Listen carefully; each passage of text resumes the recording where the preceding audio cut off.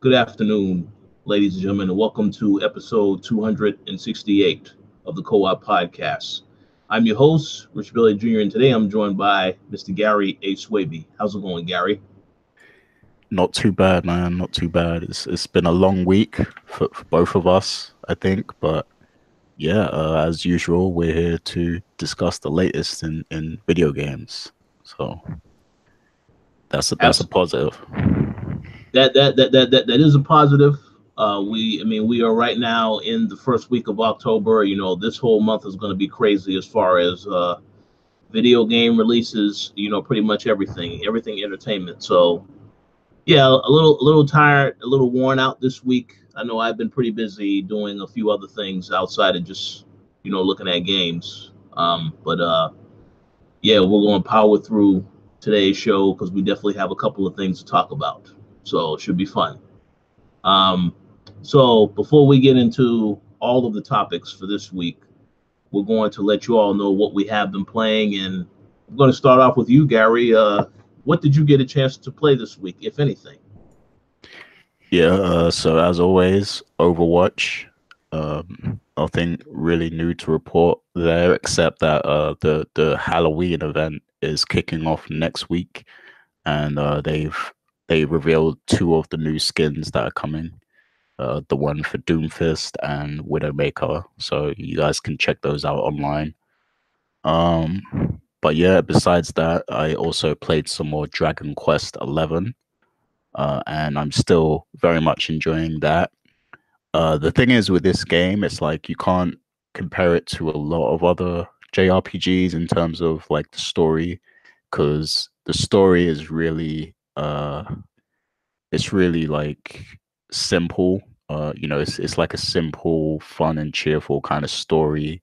It doesn't really have as much depth as like a Final Fantasy game or a Persona 5 or something like that. It's just a straightforward, chill story. But the gameplay itself is very like it's fun. It's fun to play. And it's turn based as well. It's a traditional turn based kind of RPG. And one of the things I discovered today, because the thing is with JRPGs is like you unlock new features like hours into the game, and I'm like 6 hours in, and I just like discovered the forging mode, how you can forge equipment. And one thing I like about it is that instead of like most games, the level of equipment you can build depends on the materials you gather and your forge skill, I guess, like your skill to forge equipment or whatever. But with this, there's an actual mini game for you forging the equipment. So like you making the armor or the weapons is a mini game, and depending how well you do at that mini game depends on how good the armor comes out.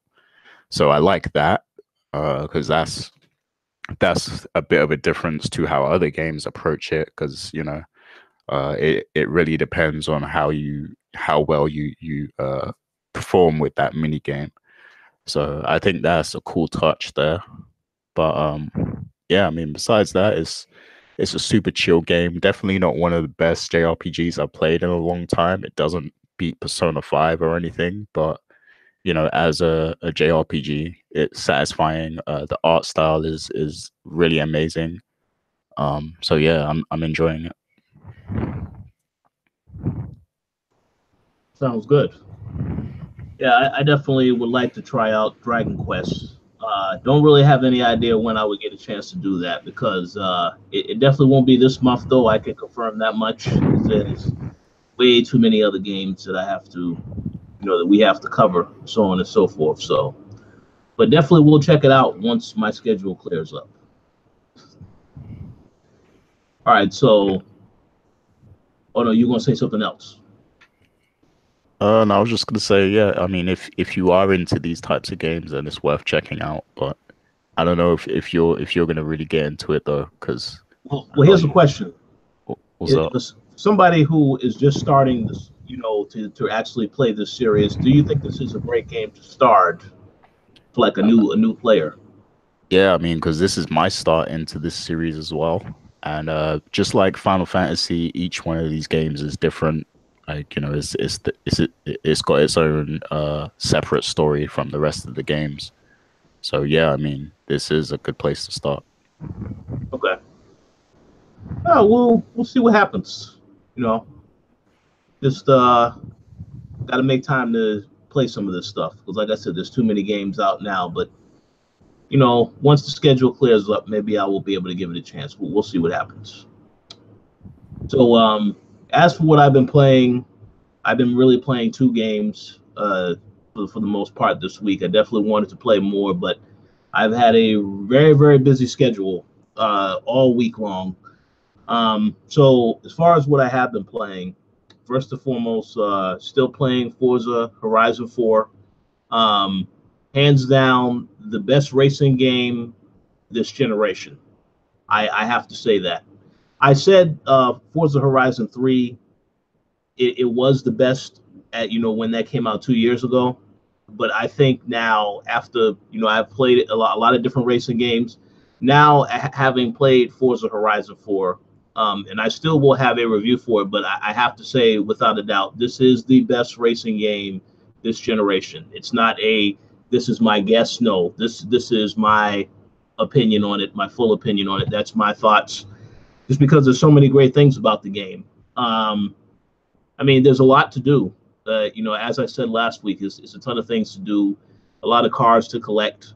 Obviously, if you're not a racing game fan, the game isn't for you. But if you do like racing, you do like exploration, then you absolutely will love this game. So I have to give a lot of credit to Playground Games for putting out a fantastic product. As I said, I still am going to be reviewing the game. I would say within the next couple of days. So make sure you check that out on the website for some more thoughts.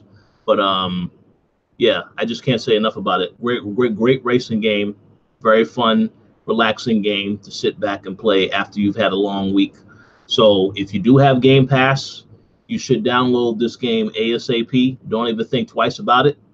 And if you do want to actually go out and get the Ultimate Edition, either way, you're getting a lot of value for your money because there's a lot of content. I know that there's going to be a lot more coming to the game because they constantly have events every day, every week in Forza that you can participate in.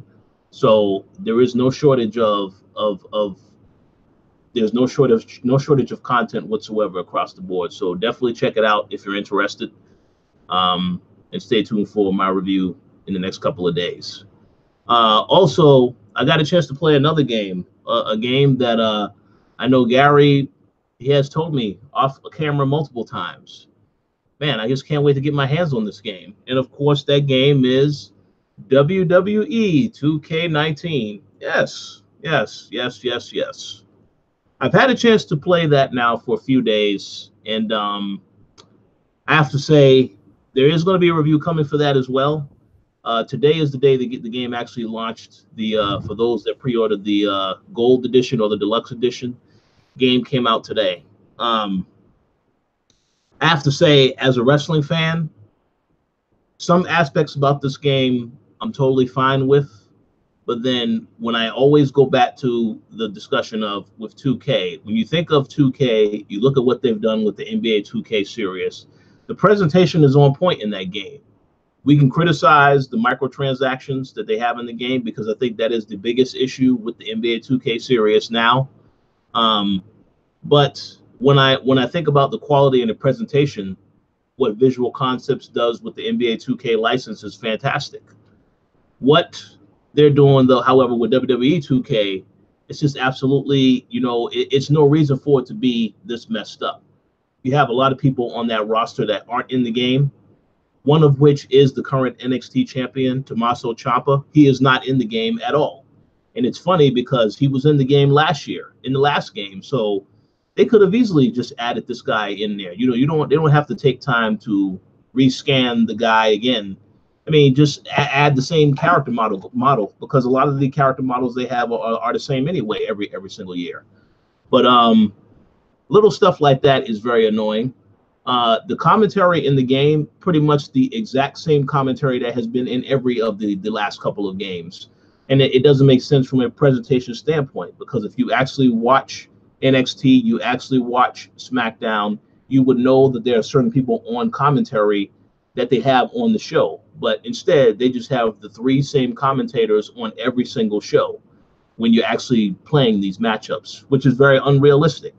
And then the showcase mode, which is about Daniel Bryan and his rise to glory, is once again the same commentary, but there's a lot of things that are inaccurate from that standpoint, because you know the people who are commentating on these matches, they weren't even in WWE at the time when Daniel Bryan was there that early on in his career. So there's a lot of nitpicky stuff that I have, complaints that I have about the game. But I will give them credit and say that I appreciate the fact that they're trying to do more with their My Career mode this year, because I've been playing through that, and that's pretty good so far. You know, you start out as an indie wrestler on NXT, you do get a contract for NXT, and you do have opportunities to rise up, and they have a lot of different things that happen on your journey to actually becoming a superstar that are very intriguing. But for the most part, as a whole, so far, I guess you could say the game is okay. But again, for what I would expect from a 2K game, for the standards of the presentation, it just doesn't meet those expectations at all, and that's very disappointing. So I'll definitely have more to say on the game early next week. You know, the actual launch date of the regular edition is on Tuesday, but I will have a review sometime between now and Tuesday, so stay tuned for that. But I just want to say, if you're a wrestling fan, you don't really care about certain things that are accurate in the game, then maybe this game is for you. But if you are someone that does care about things being accurate and does care about certain people being on the roster that aren't in the game, then you absolutely will not. You will be very, very disappointed with what this game has to offer. Obviously, I know that they have a very short time to work on these games, because since it is a yearly release, I think that's understood. But they just have to do better. And if they need to take a year off to really refine and get things back into a good place, I think they definitely should do that. But I'll have more to say on this soon, so stay tuned for my review. Yes. So you have something you want to say, Gary? Because I know you're looking forward to this game. No, I'm just wondering, like, what it's gonna take for them to actually make a good WWE game again, because these games used to be amazing, like, you know, back in the day, like, but I feel like for the past 10 years they've just all sucked, kind of. Yeah, I mean, it's going to take them actually researching WWE, actually taking a longer period of time. I think this is all about the development time. If they had a year to put together a great wrestling game, like I mean not a year on top of their regular time cycle, then this game could be better. A lot of the stuff in 2K19 is pretty much the same as 2K18. They just, you know, they make a few cosmetic changes here or there to, like, the layout is different. And don't get me wrong, the menu system, everything where they lay out the game, how to access different stuff, some stuff they added is good. It's great. But I just feel like there's a lot of aspects about the game that should be better. And if you are going to make this a simulation type experience, you need to be as accurate as possible to the source material, which they aren't. So I think they need to make a decision whether or not this is going to be a simulation game or just a fun game where everything is not so heavy into the simulation aspect. I think if they make that decision, then they may end up having a better product at the end of the day. But that's just my opinion. And again, I'm no expert. You know, the game is still going to sell for fans of WWE. I'm pretty sure of that. So I do expect to see it in NPD numbers for October. I don't know how high it's going to be on there, because there are other titles coming out this month that are a much bigger deal. But it's going to be in that top 10. I guarantee that. And NBA will be up there with it as well. But we'll see. We'll see about that. But yes, stay tuned for my review in the next couple of days for that as well. Lastly, I do want to say two quick things before we jump into the topics. I did get a chance to see two movies recently, and one of these movies I will highly recommend, and I've been telling everybody that they need to go see it. The movie is called The Hate You Give. Now, there have been trailers for this movie. It is based on a book. I know quite a number of people have seen a lot of the trailers for the movie, and they're all intrigued by it. I can tell you right now, I think this is one movie that everybody should see. It is a must-see movie for the year, because it does deal with a lot of very sensitive topics. And then you think about just the whole narrative of how police officers treat Black people in general. Yeah, that particular narrative in this movie is done. It's done so well that I believe that it's a very powerful message that I think everybody should be mindful of. You know, I know people don't like to have race relations conversations, but this is a movie that's going to start conversations, and hopefully everyone does go out and see the movie. I know that it is out in certain cities right now, but the actual release date worldwide is October 19th. So make sure that you do get a chance to check it out. We are going to have a review for it, and I believe we're also going to do a podcast for it. So stay tuned for both of those things. I want to say within the next week or so. But I definitely think you should check it out. If you are interested, if you saw the trailer, you was intrigued by that, yeah, you definitely should see the movie, because you may be surprised just how much stuff is said in that movie of importance. But yeah, check that out. And as for my last comment on another movie that I saw, which I don't necessarily recommend that you go out and see immediately. This is, again, another movie that Gary said he can't wait to see. And that movie is called Venom. I saw that last night. Oh, and Lord. Yes, I saw it last night, and I want to say this right now. Tom Hardy is good. I mean, he's a good actor. He does a decent job in the movie, but there's a lot of things with this movie that just do not work at all on any standpoint. Of course, the choice of villain, you know, we already seen who the villain is in the actual trailers. And they do have other symbiotes that do appear in the film. I don't want to give away any spoilers. Obviously, the only thing I was intrigued about after I saw the movie was the after credit scene, where it reveals what could potentially happen if it is greenlit for a sequel. Like I said, I'm not going to reveal any spoilers, but I will just say this is a movie that it would have been better if Spider-Man was involved in the film, because most of the film deals with the relationship between Eddie and Venom, which is fine.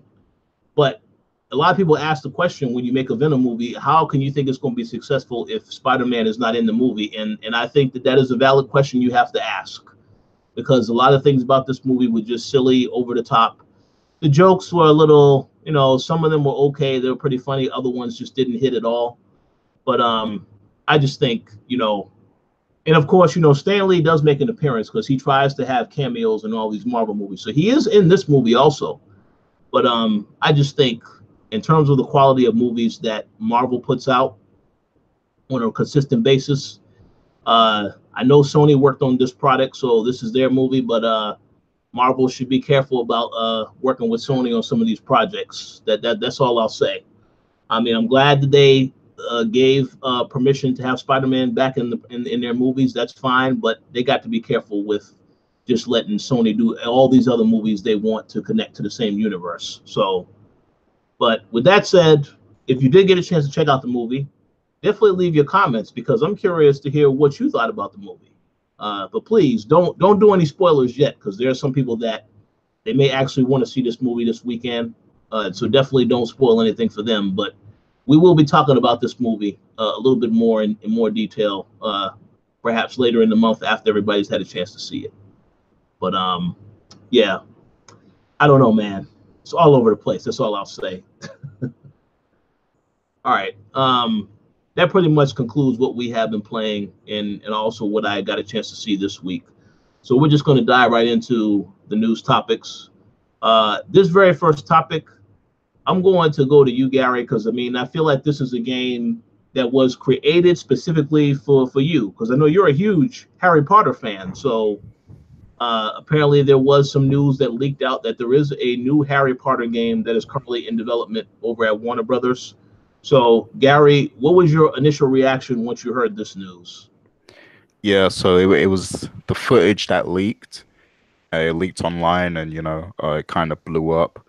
And at first, everyone was associating this with Rocksteady. Like they thought this, they assumed this was the new Rocksteady game that they were working on because it's been reported that they're working on a game for Warner Brothers, and everyone assumed it was not Spider-Man, Superman, or the Flash. And then this leaked, and then people were tying it to Rocksteady, but later on, it was said that this might not necessarily be from Rocksteady, but it is a Warner Brothers game, of course. But yeah, it's a Harry Potter RPG. It's full 3D, full character models. It's not animated or cartoonish like the previous Harry Potter games that came out before. It's like a realistic Harry Potter world, and you can create your own wizard, and you do all sorts of awesome magic spells. You fight ogres and other beasts and stuff like that. And this is all I've ever wanted from a Harry Potter game, to be honest with you. Like this looks like it has real potential. All I've ever wanted is like a more mature version like of Harry Potter. And this seems like it, this seems like it could be it, like a mature version of, the Harry Potter universe. And I think this could turn out to be amazing, especially for Harry Potter fans. And just the fact that it's an RPG, that you can create your own wizard, and then, maybe you can upgrade your skills and learn new spells and things like that. I think this has a a lot of potential. So I want to see who developed this, who actually is the developer, because I mean that matters a lot in terms of what to expect.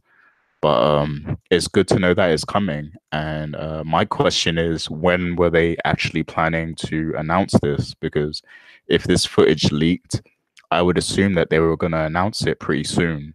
So I mean, could it have been the Video Game Awards, perhaps? Or I mean, I would assume that they were planning to announce this pretty soon, and it seems like the game is running pretty well already. So, what's your thoughts on it, Rich? So I'm gonna just keep it real, and I hope that people will not get angry when I say this. Um, I haven't been keeping up with any of the Harry Potter movies, and any games, movies. I just haven't really been into that type of series. That doesn't mean that it's a bad series. It's just that I don't really recall what movies were out during the time that was out that I was watching instead of this. It could have been anything else. I don't know. Of course, I'm a huge Lord of the Rings fans, but I don't know if this movie was out at those particular same times. I have to go back and check that. But I will say that the people who are looking forward to the game, I think this is awesome news because I didn't even know that they were still doing anything with this franchise in terms of making games. As for when the announcement could be made, well, we do know that there actually is a movie coming out in November, Fantastic Beasts 2.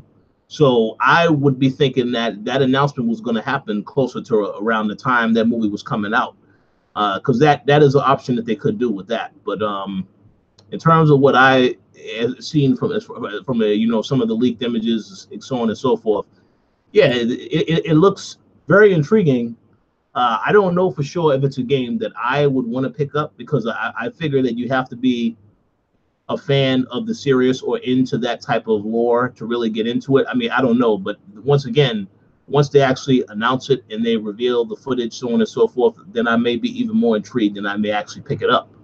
But obviously, for fans of Harry Potter, it's a very big, very, very, very awesome thing to hear.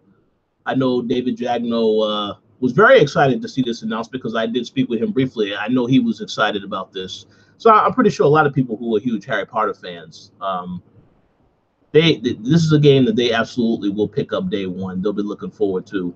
I'm just waiting to see what when Warner Brothers makes this announcement. And yeah, the Video Game Awards show is another great pick. I also, though, I want to know what the hell Rocksteady is doing because I've seen reports this week about they're working on a Justice League game. All of these are rumors, of course. There's not really anything set in stone yet because they haven't revealed any information yet. But I'm more curious to know what they're working on since they have been quiet for so long about this. And in this other project here, this very well could be, could be in development and being made by the same team that worked on the other Batman Arkham games. They worked on that other Arkham game that came out in between. Origin, I think. Was it Origin? Was it Origins? Yeah, I think it was Origins. Yeah, this could be done by that team because we haven't heard anything of what they're working on either. So they could be the ones that's developing this Harry Potter game. But I mean, I guess we'll just have to wait a little bit longer to see what the plan is. I will admit right now, when I went to E3 this year, obviously, when I got the email about E3, about scheduling an appointment with Warner Brothers, they said that there were 2 unannounced games that they were going to be showing at E3. So obviously, I was getting excited thinking, oh, well, this is probably the Rocksteady game. And instead, what it was is the Lego DC Villains game and Hitman 2. So, I mean, while both of those games were great, I went to check out both games, that they were fun, but man, I was like, what the hell is going on with the Rocksteady game? What's going on with the next Mortal Kombat? Those were the announcements I expected at E3. So this is a situation where these games they could get shown or teased at the Video Game Awards show. That's a possibility. Or they could just save this announcement for E3 next year or somewhere within that time frame. But as I said, definitely a big news for Harry Potter fans. And I do like RPGs, so who knows? I may enjoy this game, but until I see footage, I really can't say too much about what I think about it. I just we need to see more on it, I think. Yeah. Yeah, and I understand that, and but for the people who are familiar with like the Harry Potter stories and the lore and everything, I think it's good that now, because I mean we all know Harry Potter, Harry Potter's story. His story has been told largely for like the past 18 years or so, or even longer than that. So we're familiar with the Harry Potter story, but what I think is cool is that now they're branching out to tell more stories within this universe, and that's what the Fantastic Beasts movie is doing. It's telling more stories, within the Harry Potter universe, and I think that this game also has the ability to expand on all the Harry Potter lore, because it seems like this game isn't actually going to be taking part where through Harry's story. So I think that's a big deal because there's a lot of potential in the world that J.K. Rowling created. So just the fact that we're now getting new stories is a big deal, I think, and I think there's a lot of potential there. Oh yeah, absolutely. And just so I understand clearly, the Fantastic Beasts that pretty much leads up to the first the trilogy. Yeah, so it's a prequel to so it's set before Harry was born, basically. Yeah, okay. Before Voldemort, before Harry, and all that stuff. So they could still have these characters in this game, but they just won't be the main focal point of the story. Yeah, I mean, this game to me seems like it's more of a modern story, so it seems like it might take place after Harry's story, maybe. Okay. But I don't know. It could be before as well. I don't know. We don't know all the details, but yeah, I guess we'll wait and see. But I think it should be set after Harry's story, because then they can fill in the blanks of what happened after Voldemort and stuff. So okay. That would be cool. That's good. That sounds good. So definitely looking forward to hearing more about the game, as well as the other games that Warner Brothers is working on. So just going to stay tuned for more information on that. But any other thoughts before we move on to the next topic? No, that's pretty much it. Okay, so next up, this is once again a continuation of the story that we initially spoke about 2 weeks here on the co-op. We spoke about it last week and then the week before, and that is the fact that there has once again been another update in the ongoing saga with Telltale Games. Of course, the latest update is that when they initially announced that there were going to be 25 people staying on to work on this Minecraft Netflix deal, well, all those people have been laid off now. So currently, there is nobody working at Telltale right now. Telltale is still trying to get partners involved to finish telling Clementine's story, because, you know, for those that picked up the final season of The Walking Dead, they know that episode 3 and 4 were in jeopardy. Episode 2 was released the end of September, but Telltale has been trying to get other companies involved in trying to help them finish and hire on, you know, rehire some of the other people that they fired, that they let go, bring some of those people back to work on episode 3 and 4. So I do have something to say about that, but before we get into that, what are your thoughts, Gary, on this update with the Telltale games? The fact that there's no one there now. What do you think is going to happen next with them, and do you think that episode 3 and 4 will ever get released? Well, this is very sad to hear, very disappointing, and I mean, it definitely doesn't bring about good hopes for The Walking Dead episode 3 and 4 to be released now. Now that the whole team is pretty much gone, this raises a lot of questions, because, you know, they were working on that Minecraft experience for Netflix, right? So does this mean that Netflix refused to aid them in their development? Like, because they knew what was going on, I assume. So like, they could have given them some sort of funding to help them finish the project, but I guess they didn't. And you know, now they've just closed up shop completely. So that's pretty concerning right there.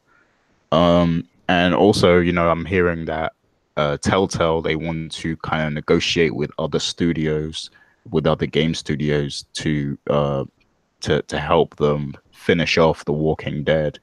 You know, they want other game studios to try and hire their staff just to finish off those 2 episodes, so that, you know, people who bought it will have the complete package and everything. So it'll be interesting to see if any other game studios out there or game publishers answer their call and, you know, finish that final product. I'm sure they will receive some support, because a lot of other studios and publishers seemed very sympathetic towards Telltale when the whole thing happened. So I'm sure someone will eventually step in and hire those people and help them finish that project. But I guess we just gotta wait and see. But for the moment, it just seems like this news story is getting worse and worse every week. You know, like, people just continuing to be laid off and screwed over, and that's a shame. Oh no, it absolutely is. If there's one thing that we can say in all the years we've been covering video games, seeing all of these companies close up shop, it's a very depressing, very unfortunate circumstances. But this seems to be consistent, I would say, more so than anything else. I know this year there was a lot of studios that got shut down. So Telltale isn't the only one that got shut down. But the circumstances of this particular situation, where there were people that they hired the same week, and then that same week they were out of a job by the end of the week, and also told 30 minutes, you know, given 30 minutes to leave the facilities after they told them, we have to let you go. That's absolutely insane. So, you know, I could understand if there are some people that if they were to get an offer to come back, they may decline it. There may be some that may not want to go back. But again, the whole thing of when you decide to work a job, you do have responsibilities that you have to take care of. You know, a lot of people who didn't get the severance pay, because no one got severance when they left there. All those people now looking for work. Some of them may have already landed something, or they may still be looking. But the one thing that is consistent is, even if you are looking for work, that doesn't mean the bills are going to stop coming in. You know, I think we all know how that experience is. So Some may not necessarily want to, if they do get an offer to come back and work on this, they may not want to do it because of the way everything happened, but they may be forced to anyway because they have things they still got to take care of. But overall, besides that point, just what happened with Telltale is just a bad, very unfortunate situation. I know we saw the chart of how the sales were for all their games. And we did see that when they did the first season of The Walking Dead, that was at their highest level. That was the one that sold the most. After that was The Wolf Among Us, but everything else after that just tapered off. So obviously, you know, we can talk about the sales of the product. We can talk about the fact that there were reports about the CEO that they had previously, you know, just being greedy and not handling the money correctly, and then being, you know, taken out because he was replaced by another CEO, and now they're involved in a lawsuit. All of those, I'm pretty sure, could have played a factor and did play a factor in what happened with the situation with the studio. But it's just a bad circumstances, and it does give a very, very bleak picture as to how this industry is. Because one thing I have noticed about this game, and I believe we spoke about this, I did speak about this with Carl, we saw this right after episode 1 came out of the final season. I think it was about a week later, Telltale released a schedule of when you can expect episode 2, 3, and 4. So I was impressed when I saw that, because normally they don't really let you know that information. But then to hear later that, you know, when episode 2 was done, 3 and 4 are still not done, and they were giving people only a month on staff, only a month to get this stuff done. That's just ridiculous. That's a ridiculous crunch time. Obviously, you don't really know how much of the game is complete, but just to know that you have a deadline you have to meet, I think that's insane. I would have, if I was running that company, I would have finished all of the episodes, and then you release it on a schedule. Don't still be working on certain aspects of it up until that point. But again, that's just my own opinion on it. But it's a bad situation. At the end of the day, what's most important is that the people who they let go, they do end up, you know, getting back on their feet, whether it's getting another job, so on and so forth, or something of that effect. But we'll see what happens with Telltale, because they haven't really announced any, you know, they did announce, I know when all this went down, they said they were going to announce what was going to happen with all this other stuff, this other series that they had, what we're involved with. We never got any answer on any of that stuff yet. So I guess we'll get another update on Telltale in any given time. But it's just an unfortunate situation. It didn't have to go down this way, but it did. And just hate to see this stuff happen in general. But it is what it is. And one final thing I will mention in regards to what happened with Netflix, I did see that Netflix is going to have an interactive episode of you know, Black Mirror season 5 that's supposed to debut, I think, at the end of December. And I'm pretty sure that Telltale, the people who they left on that staff, they did help on some of those aspects, on some of these interactive things that Netflix is trying to do to branch out and do different things. So if that's the case, and that was the final project they worked on before they let those people go, it is what it is. But we'll see what happens. That's all I can say, because I've heard so many stories about this thing since everything happened with Telltale. From the fact that AMC could have done a deal with AMC, and AMC declined to comment on that. And also, if there was a deal in place, they released it immediately. So I don't really know what happened with Telltale, but all I can say is it's an unfortunate situation for everybody involved, and I hope that they're able to land back on their feet sooner rather than later. So we'll see what happens. Yes, absolutely. We'll see what happens. All right. So, any other thoughts before we move on to the next topic? Not really. Okay, cool. Next up, talk about this. There's a rumor floating around that a new Nintendo Switch model is coming sometime in 2019. Now, Nintendo hasn't released any statements on this. I know Nintendo is going to be releasing a Nintendo Switch bundle for Smash Brothers in a couple of months.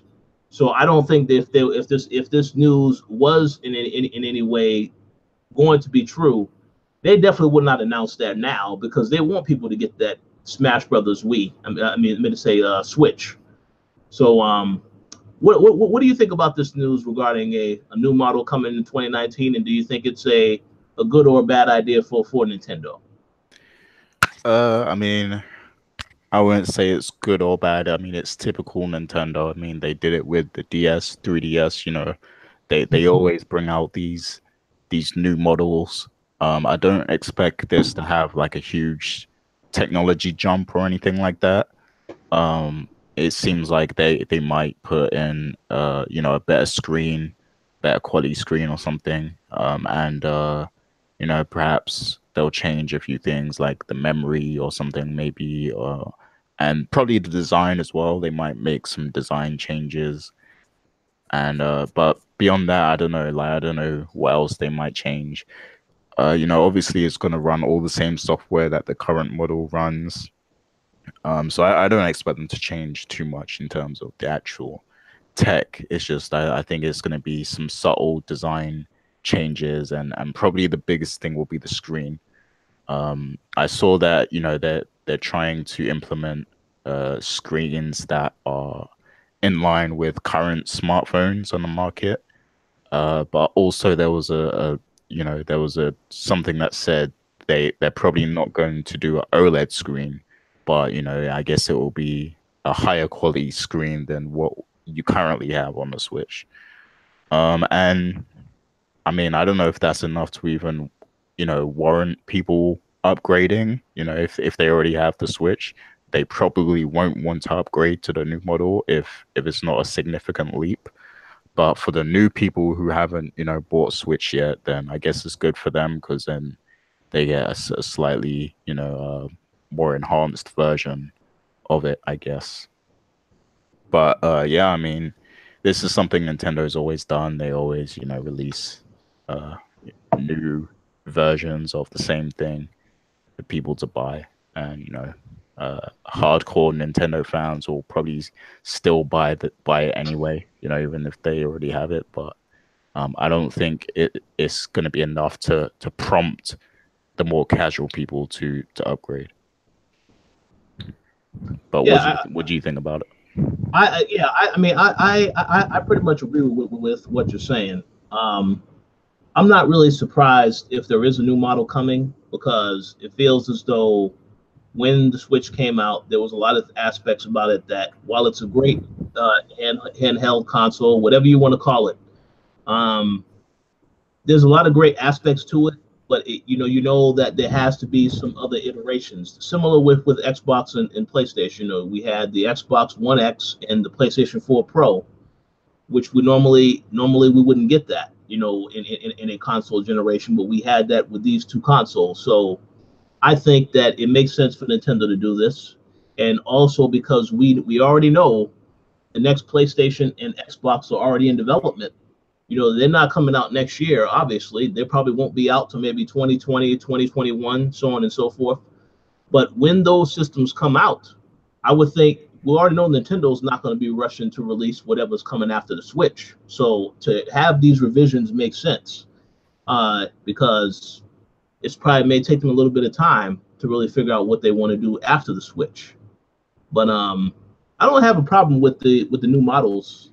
I mean, again, as I said, I don't really think that they would have announced this yet because there are quite a number of people that I know are going to want to get that Smash Brothers Switch that's coming out later this year. I mean, that's an obvious thing. You know, anytime a someone releases a console of a particular game, uh, 9 times out of 10, people will go out and get that. You know, those that actually want the console, and then those that want it as a collector's item. So I'm pretty sure that if they are working on a new model, they would definitely would not announce it now, but they will definitely talk about this next year if this rumor turns out to be true. Um, and it just won't be a surprise. Uh, what one thing I will say about Nintendo, and hopefully I don't get a lot of shade about this, they need to figure out a better way to have this online system because it's absolutely ridiculous that you have to use the app and all this other stuff. there has to be a better way to utilize that feature for Switch. There has to be a better way. So they need to figure that out, because if you want to have a chat with somebody while you're playing the game, you should be able to do that right straight away on the Switch right now. You shouldn't have to use a smartphone with the app. All this other stuff is too much. It's too much. And that right there, if I'm trying to talk to somebody, I definitely that instantly will make me not even want to get the online service if I have to know I have to go through all of that. So hopefully, whatever this new model is, they take some other stuff into consideration, and also maybe have larger memory cards as well. I mean, there's a lot of things that they can do to improve the model based on giving the customers more bang for their buck. But as I say, I don't have any issues with this announcement if it is going to happen next year. All the more power to Nintendo. And as you already said, everybody who is a Nintendo fan, they may definitely go out and pick this up. Very similar to people who are fans of Apple, who every time there's a new iPhone that drops every year, they'll be, oh, I don't need this iPhone, but I'm gonna get it. So yeah, this is the same thing with Nintendo. People are definitely going to go out and pick this up. So we know that for sure. But I'll be curious to see what this new console, what this new model does. How is it different, and how is it more improved than the current model that they have already out in the market right now? So we'll see. Yeah, Fergus Mills said that they just it's their way of cutting down on piracy. So I mean, maybe that's mainly what it's about, I guess. But I mean, you're also gonna have to add new features as well. So you're gonna have to entice people to want to buy this new system. So it should be a significant change to make people want to do that. But we'll see. I agree, and shout out to Mills as well. But yeah, that's a good thing to consider with that. I mean, we'll see about that. I mean, obviously they can, whatever their heart game is going to be next year, they can easily say we're going to have this console launch with that game to get people to pick it up. But I don't know what that game is yet. It could be a lot of different games. It could be a game that they haven't even announced yet, or it could be something we've already seen. I will tell you this though, Gary. I have to ask this question. So if they do announce Pokemon, like a legit Pokemon game on Switch, will you then be tempted to pick up this new model, whatever it is? Oh yeah, if they give me the Pokemon game that I really want to play, then yeah, I'll buy it day one. Just like how you said that if they make a Bowsette game, you're gonna buy it. Well, hold on, Bowser. Bowsette. No. Oh hell no! Hell no! Wait, hold on. Who said that? I heard you took a liking to the new character Bowsette. Oh hell no! No, that definitely wasn't me. Absolutely not. Nah, man. Maybe that's Carl. Maybe Carl will be interested in that.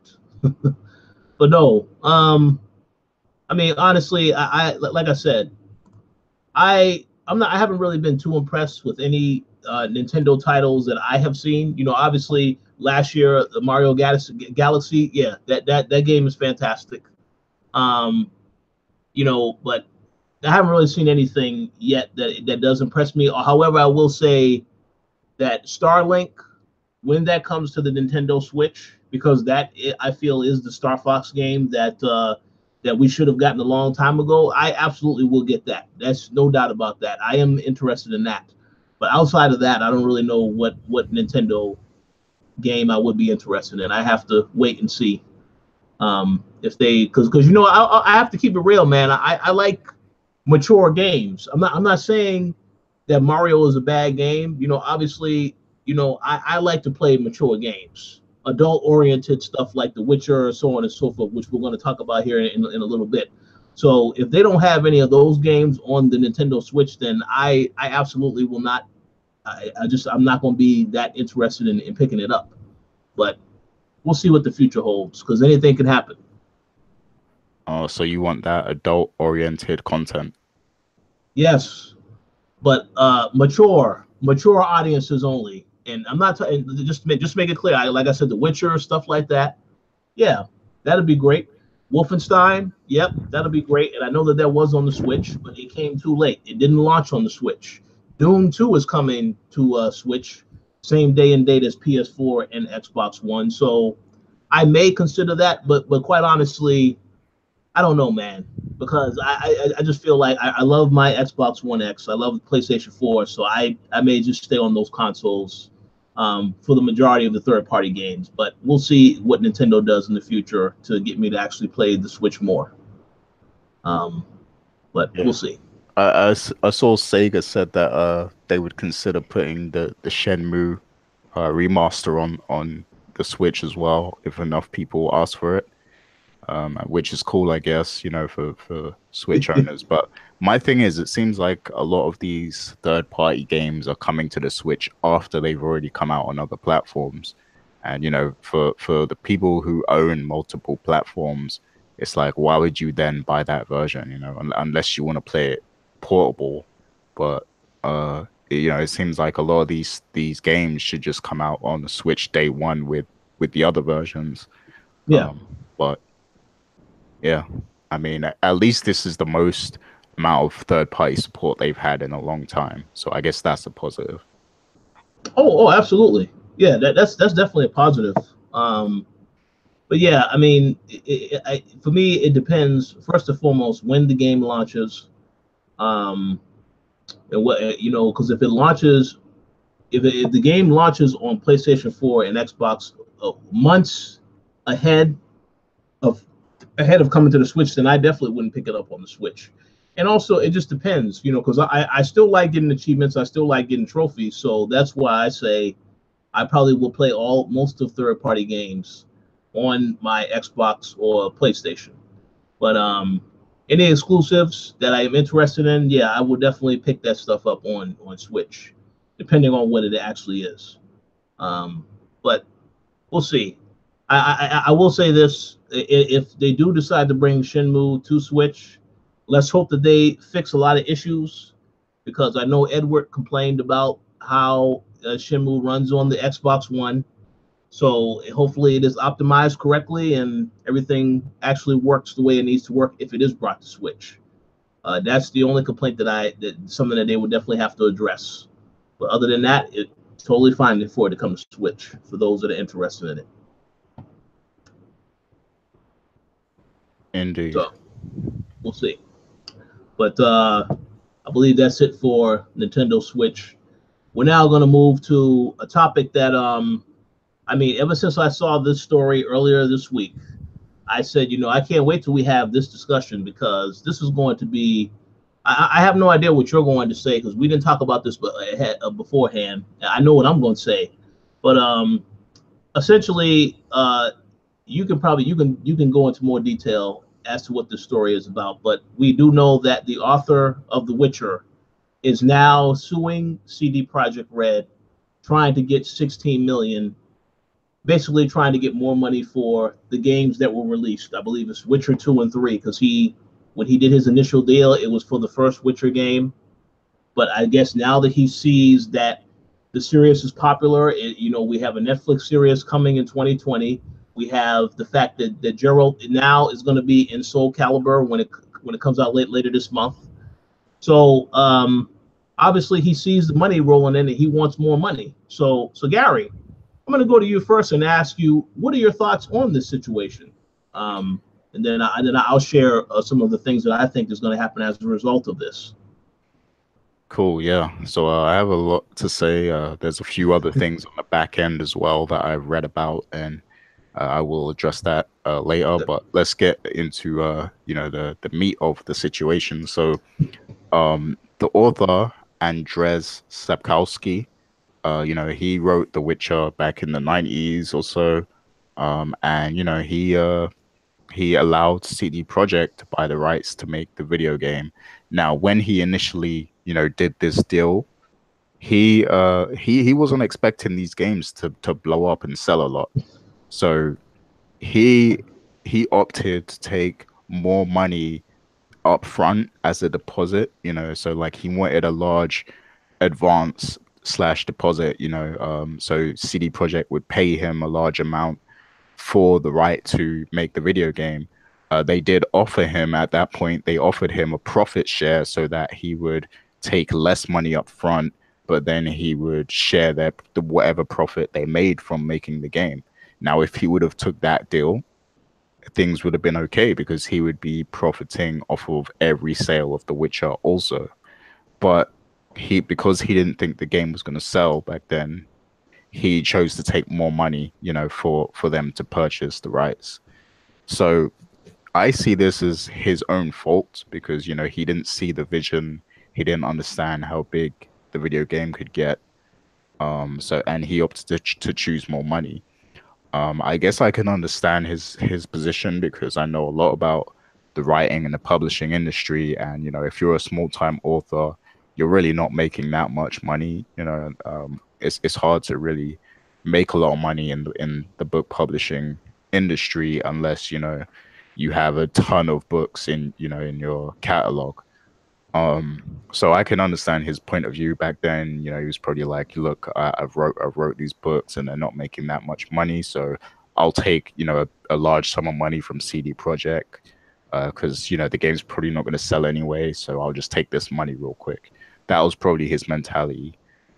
But of course, we know these games blew up and CD Projekt made a name for themselves and they made The Witcher uh, popular, like almost a household name to gamers, to gamers know what The Witcher is now. Um, and they made a lot of money from it. Now, when they were making a ton of money from it, the author wasn't getting any money from the game. What I will say is that because the Witcher games were successful, more people were buying his books. Hmm. And ironically, I almost bought the book last week before this new story even broke, just because, I've never read the books. I played the games, but I wanted to read the book as well. And I was in a bookstore last week and I almost bought the book, but I changed my mind at the last moment. And then this news story broke a few days later. So it's kind of ironic. But yeah, The Witcher, the games made the books more popular. So more people were going to buy his books because of this game. So that's one thing he should be happy about, even though he's not getting the profit share.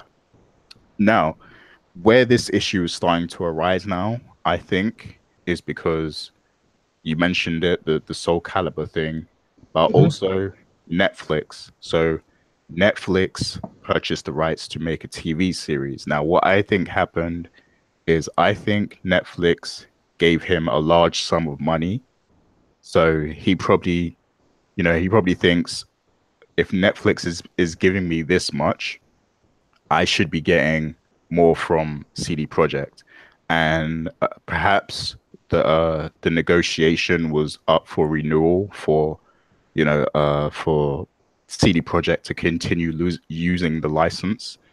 So I guess now that the negotiation was up, he wants to demand more money. And from what I read, CD Projekt declined because he was asking for 16 million. And CD Projekt declined and they did not want to pay him that much money. But, you know, CD Projekt are continuing to use the license because we see The Witcher is in Soul Calibur, and they're making the Gwent game still, and they're still making money for all the other games. So now the author Andrzej Sapkowski is choosing to sue CD Projekt to get that 60 million. Um, so yeah, I mean, this is a it's a sensitive situation, but I have to say I side with CD Projekt because the fault was his initially because he didn't choose the profit share. He chose to take more money up front. So because he made that decision, that's where the issue lies fundamentally. And I mean, of course, he probably wouldn't have known how much the game would have been successful back then, but still, he should have been a bit more forward thinking. He should have believed in CD Projekt and he should have been preparing for what could happen, with his property. Um, But yeah, this is one of those messy business situations. I don't think he should be overcharging CD Projekt because they've done a lot for him. They've raised awareness for his book, you know, in a way that he couldn't have done himself. So he should be willing to negotiate with them more on, you know, peaceful terms. So yeah, I mean, I kind of side with CD Projekt here. But what do you think, Rich? Before I get into what I thought, I do have a few questions I would like to ask. So first and foremost, now just so I can understand from his point of view, you could answer this better than I can because I think that you follow books a little bit more closely. Is it possible for somebody to get more money from a book or from a video game? Because I don't know if I've heard of people getting millions for books, but I wanted to ask that question first and foremost. Yeah, I mean, it's rare for an author to get millions off of books, you know. I mean, it's a rare, it's only a few people like J.K. Rowling, James Patterson, Stephen King, you know, you can count them on your hands, you know, like the really super successful authors out there. So it's not always I mean, what does tend to happen though is a lot of book rights get bought by movie studios, and then they make movies based on the book, and then authors make money that way. You know, Mm-hmm. Hate or you give. yeah, exactly. Yep. And you know, I'm sure there's been other games as well that have come from books as well. But yeah, I think more money is in video games than in books, because you know you're reaching more people through games, whereas not everyone tends to read a lot of books. So That's true. That's true.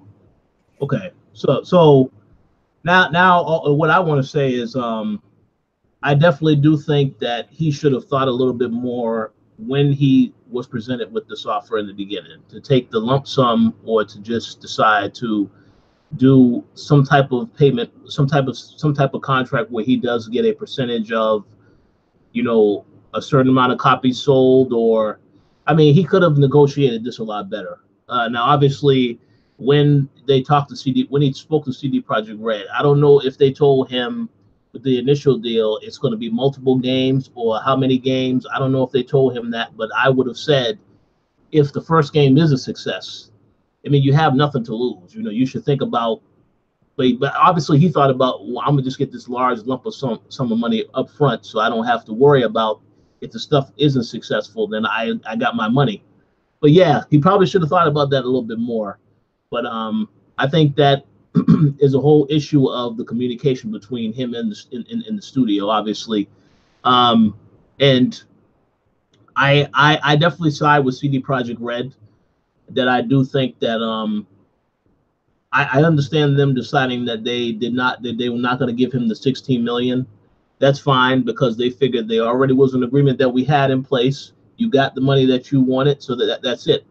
But they had to know in the back of my mind. I feel like even if before this stuff was public, because when it became public, that's one thing I was concerned about. I'll get into that in a minute.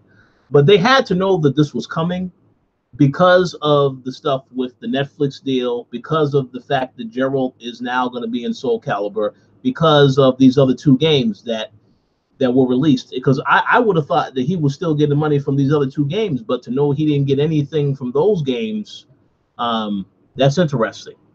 So I will say that my concern with the situation is that CD Projekt Red is a company that they have built up a very positive reputation about themselves.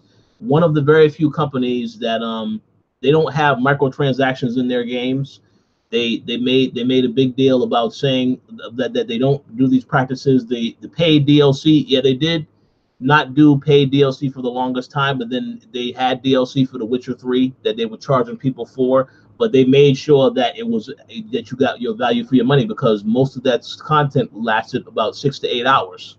So I understand that they've always have had positive mindset, and even with Cyberpunk coming out and the fact that it was going to have online capabilities, people was asking if there's going to be microtransactions and stuff like that, and they have openly said no, it's not going to be about that.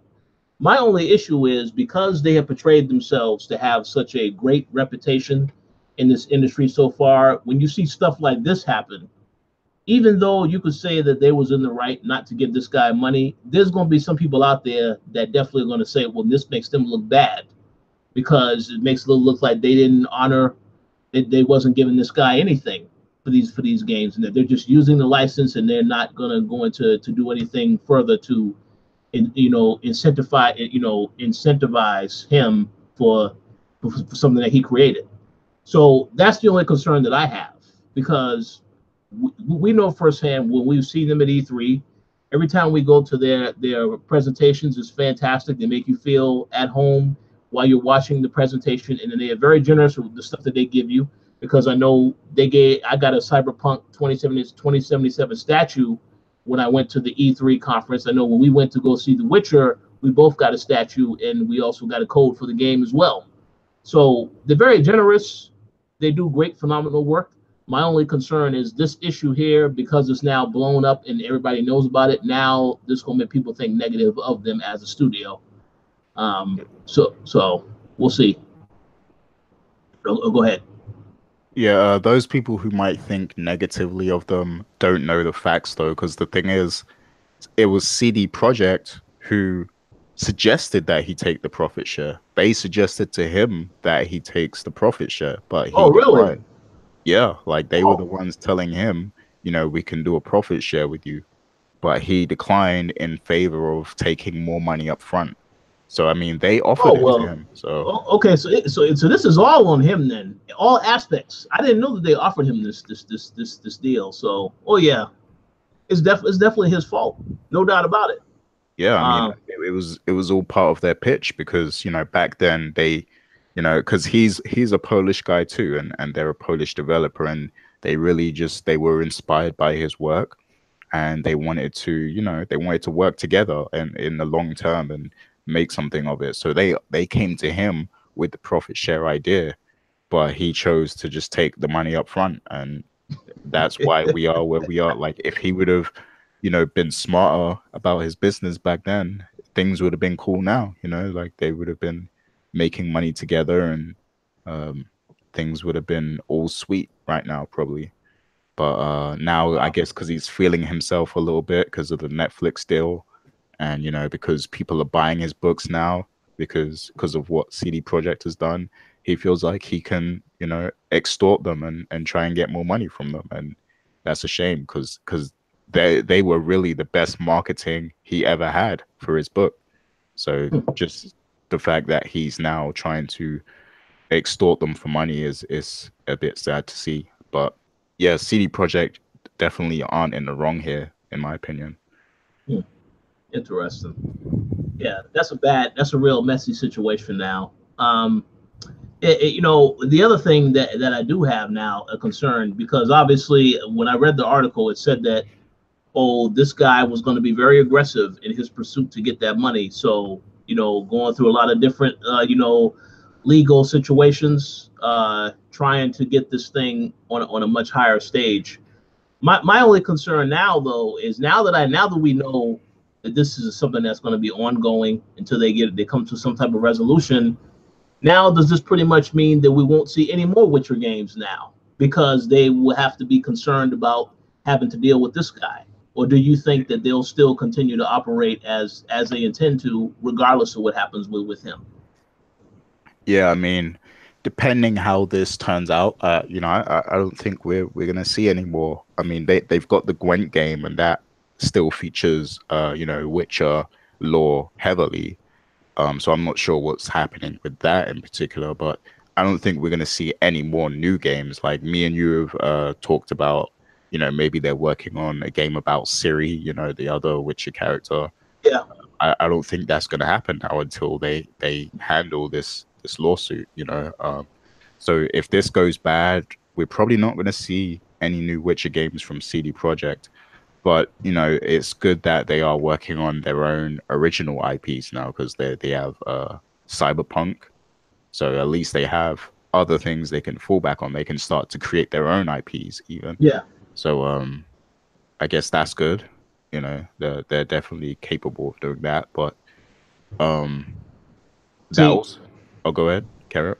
See, no, I just was going to say. See, I may have to do a little bit more research on Cyberpunk because part of me thought that the Cyberpunk 2077 is inspired by Cyberpunk 2020, which is something else that came out, back in the day.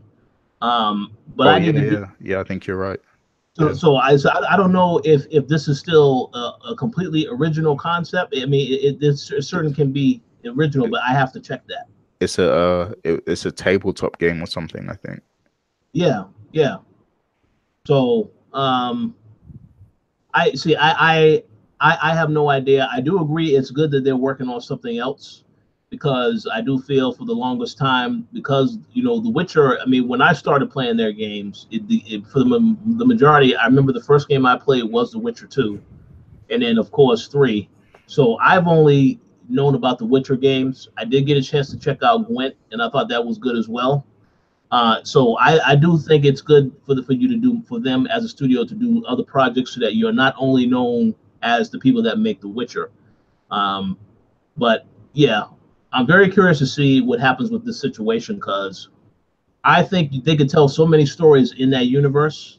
So now to know that you have all of these things going on with the author that might be in jeopardy, yeah, there's some concern about that. But again, glad that they're doing Cyberpunk, and if they have any other ideas, it's great for them to branch out. So this is good. Let's just hope though that the creators of Cyberpunk 2020 don't come back and say, "Hey, well, hold on a second. This game blew up that y'all made, so now we need some more money too." So hopefully that doesn't happen, or Yeah. hopefully they took the profit sharing, which is what this guy should have did from day one. Yeah, I think this needs to be a notice to, other game studios who want to take other IPs. Like, you need to make sure all these terms are fully in writing and that, you can't have a situation like this where the creator comes back, like 20 years later or however many years later and demands more money. So yeah, you have to make sure you get all the business sorted out 100%. But this also leads to the other point I wanted to make. Now, there's this other fantasy author out there who's like one of my favorites, and he's called Brandon Sanderson, and he's written a successful fantasy series called Mistborn. Mm-hmm. And when this news broke about the Witcher author wanting to sue CD Projekt, Brandon Sanderson, he's actually a big video game guy, like he's into video games. But he responded to this story on Reddit, because he has a Reddit account. He has his own subreddit, where he discusses his books and stuff. But Mm-hmm. when this story broke, he responded to the Reddit post and said, I would be willing to give my Mistborn series to CD Projekt for free just because I want to see it made into a video game. So, Whoa. so the fact that he's doing that, and Mistborn is a much more successful fantasy series in books than the Witcher series is. So him coming out and saying that, it completely undermines the Witcher author, completely. And when Brandon Sanderson made that post, that became news as well. Like, people took that post and made news stories from that. So, Wow. I'm pretty sure that that's gonna become a big deal, and CD Projekt might even hear about it. But yeah, I mean, when you have successful fantasy authors coming out and saying they'd be willing to give their IP rights to CD Projekt for free, that makes this guy, seem a bit irrational. So Yeah. Although I will say that might not be the best business deal for him to do if he does decide, oh, I'm gonna do this for free. yeah, when he says free though, I think he means like he wouldn't want any money up front. Like Yeah. it would just be profit share basically. So like he'd split the profit with them, but they could just take the IP without paying him up front, I I guess. see. I see So, what you're saying. I see what you're saying. so That's interesting. That's interesting. Well, very curious to see where where this whole saga goes. You know, CD Projekt Red, they're trying to finish Cyberpunk 2077 right now, because we do know that that's being distributed by Warner Brothers Interactive Entertainment. That's coming out sometime in 2019. That's the speculation. There is no real release date yet because no one has said anything. But 2019 is the best guess. But yeah, I'm curious to see how they're going to handle the situation with this Witcher with this Witcher author. He definitely is the one that's in the wrong, especially when you consider that he had the option and he declined that option. No, I want that money. I guess he really, really needed that money at the time. Wasn't thinking about the long-term potential of the series. But we'll see. Hopefully it gets resolved. Hopefully we'll still see more Witcher games in the future. But again, I don't know now, because I feel like this guy could try to come after them if they try to release more Witcher stuff. So we'll see what happens. Yeah, someone said CD Projekt already confirmed that there would be a Witcher 4, but I mean, with this lawsuit now happening, I'm pretty sure that's going to be put on hold, because they can't really do that if there's a pending lawsuit. So yeah. When did they make that confirmation? I thought that was a while ago that they said that. There wasn't something they said recent about Witcher 4, correct? Yeah, I don't think that was recent. Yeah, so that was before this news came out, at least. But man, that's a sticky situation. Because the thing is this, I fully side with CD Projekt Red, but I can also sympathize as an author. You know, this guy probably went out one day, you know, maybe he went out to dinner or something, you know, and he comes back home, gets on his computer and sees Henry Cavill has just joined the Netflix Witcher series. So what? Really? And then, you know, he goes to another website and then he sees Soul Calibur. Geralt is in Soul Calibur. So I could just imagine him going through these stages of denial and eventually the meltdown, which got him to the point that he is now, where he is now saying, no, I need to come after these guys. So I can understand that. But again, he's... So for the Netflix show, though, they struck that deal directly with the author, because they didn't they didn't go through CD Projekt for that. So what I think happened is, I think Netflix gave him a really good price for the show, and that's probably what made him think he's not making enough from the game. I see. Yeah, because you did mention that earlier. Okay, I see what you're saying. Yeah, I see what you're saying. Okay. Yeah. All right. So in other words, he's trying to be greedy. Yeah. That's all it is. That's all it is. So no, he got his money from Netflix. You know. Or you know what I think really happened? Like, Netflix paid him so much money that now he can afford a lawyer. So, like, you know, now that I will say this, that's a good one. That makes sense. I just hope for his sake, wherever he lives, because, you know, this guy is in Poland, right? He's not over here in the United States, is he? Yeah, well, I mean, I don't know where he's currently living, but he's from Poland. So I just want to say this, wherever he's at, I hope that he is nowhere near Monique, because if she knows he got all this money from Netflix, oh, she will be coming after him as well. So he got to be very careful. He got to watch his back. You know, that's some serious stuff right there, because the Netflix deals, everyone was talking about them millions.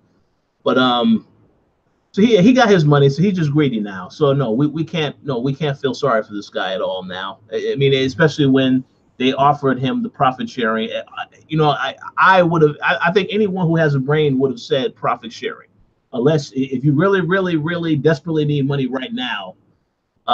You still have to say profit sharing, because I mean, this is about video games. It's more than one game, and you know, it would have made a lot more money that way. But it is what it is. So we'll see what happens. But this situation isn't over. I'm just curious to know what's going to happen. What is the resolution they're going to come to, and whether or not we're going to still get Witcher games. So we'll see. We'll see how this pans out. Yeah, I mean, the ideal scenario when you're negotiating for something like that is to get both, to get a deposit and get the profit share. So, like, let's say, I mean, these aren't actual figures, but let's say CD Projekt paid him 50,000 for, you know, the rights to make that first game or whatever. Yeah. And, you know, obviously he didn't take the profit share. But let's say instead of taking the 50,000, you instead take 10,000 and then you also take a profit share.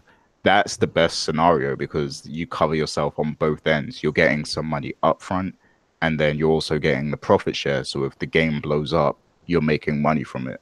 Yeah. But the way he did it is he just took the 50,000 and he, you know, he didn't expect the game to blow up. But that's definitely a bad practice because you want to cover yourself in case this game does blow up and become the biggest thing ever. You know, you want a piece of that. So, well, he was thinking about the here and now. He wasn't thinking about the investment. But that definitely is something that he should have considered, and that in my opinion, that is a far smarter investment than if somebody was to invest in cryptocurrency, depending on what coin you decide to invest in. So at bad decisions, but he got his Netflix money, so I don't feel sorry for him. He got millions. So listen, you got money, just relax, be happy with that. And my whole thing is the whole thing about Witcher 4, if it ever happens, I think now that you put out this whole lawsuit thing, this gives CD Projekt Red a very bad look at you as a business partner, and they may decide, well, no, you know what, we're fine. They may not do any deals with him now. And like I said, if Cyberpunk does take off, which is very, very, very possible, then that could be their new IP, and then they don't need to go back to The Witcher. But I hope it doesn't come to that because, again, there's still so many stories they can tell in that universe. But again, we'll see how this situation gets resolved.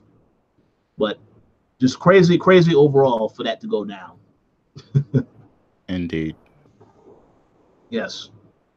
So, any other thoughts on this particular situation before we get ready to wrap up tonight's show? Just that I hope they're able to come to some sort of settlement and that we do get more Witcher games because CD Projekt did a great job with them. But also, I wouldn't be opposed to seeing CD Projekt do new things as well because they're very talented. So there's a lot they could do.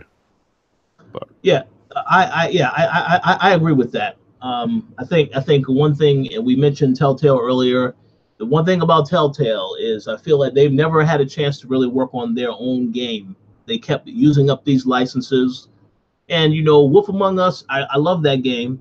Walking Dead, fantastic. And in my personal opinion, that game and what they've done for that game is 20 times better than what anything that AMC has done with The Walking Dead in the last couple of years. And I say that with full confidence.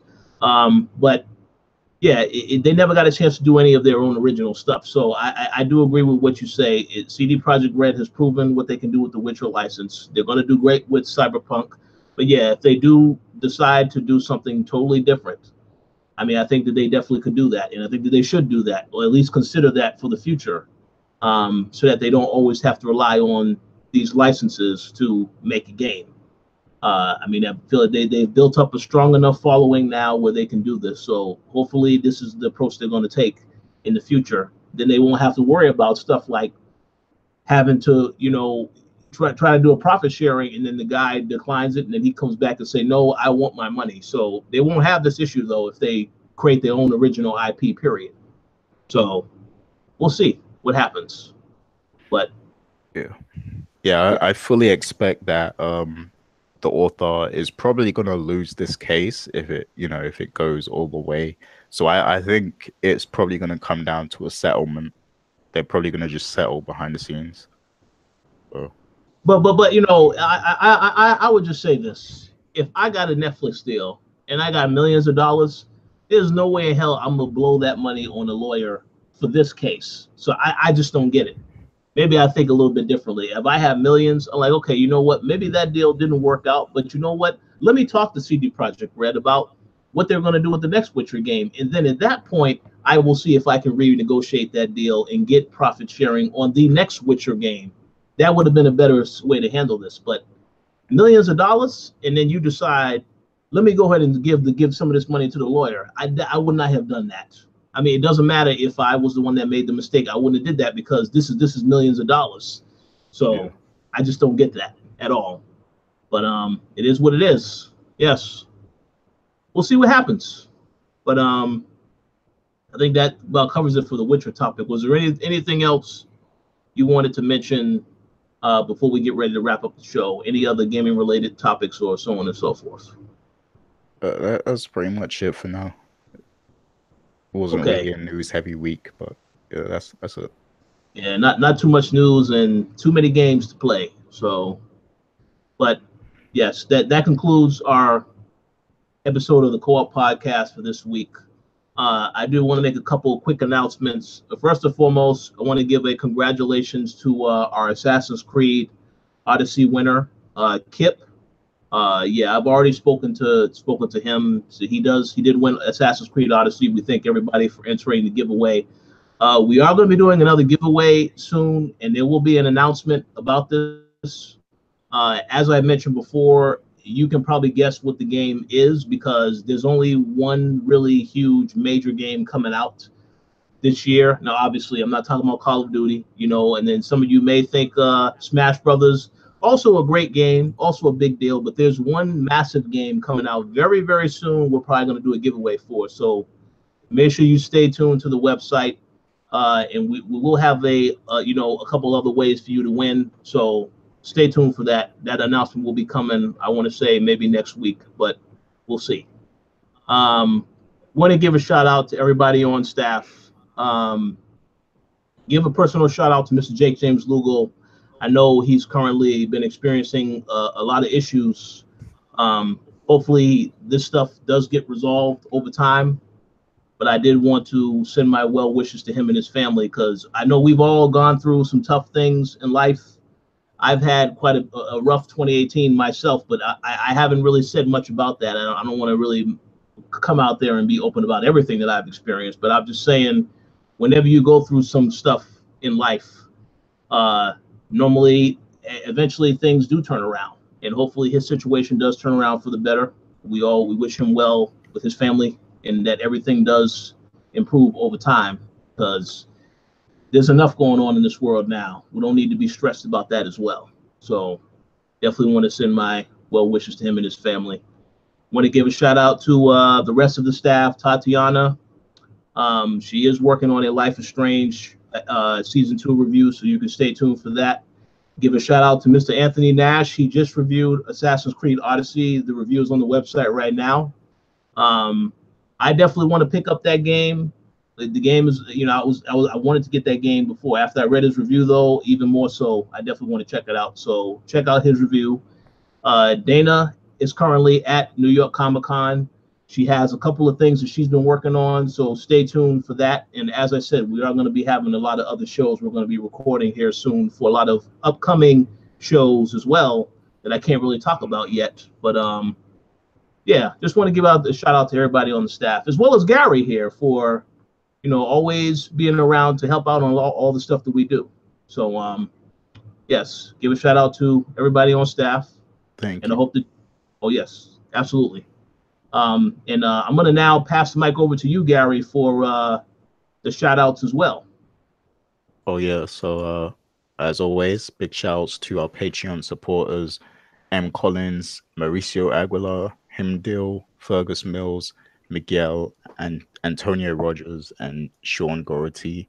As you guys know, you are always automatically introduced into our giveaways whenever they are live. So, big shouts to all our Patreon supporters. We appreciate you. And, like Rich said, big shouts to all those on staff. My best wishes are with JJ and his family. Shouts to Dana and Tony, who are out at New York Comic Con currently. Shouts to Tatiana, and Bax and the Throwdown team and everyone else doing good work at the Coalition. And big shouts to Rich as well, because I know you do a lot in your real life. You're doing a lot at the moment, trying to maintain your real life and everything, but then you also have time to run the site, and I know that's hard to balance, both those things. So big shouts to you. So. Oh yeah, appreciate it. Appreciate it. Yeah, yeah, it's a lot. You know, eventually one day we'll maybe we'll do a show where we talk in more detail about what it's like trying to balance both real life and the gaming stuff while also getting older, you know. But we'll talk about that in the future for sure. But yes, thank you. And thank you to everybody that's watching live. If you're watching live or you're watching later, we appreciate your continued support. Hope that you all have a fantastic weekend, and we will talk to you all next week.